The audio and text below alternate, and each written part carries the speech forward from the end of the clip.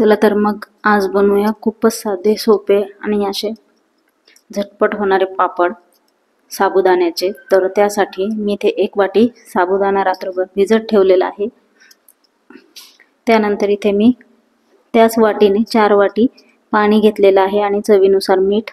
पाणी छान उकळलं की त्यामध्ये साबुदाणा टाकायचा आहे आणि त्याला एक उकळी येऊ द्यायची। छान उकळी आली की त्यानंतरच त्यामध्ये जिरं टाकायचे, कारण की जर आपण सुरुवातीला पाण्यातच जिरं टाकलं तर मग त्याचा खूपच असा वेगळाच रंग तयार होतो आणि ते दिसायलाही छान नाही दिसत।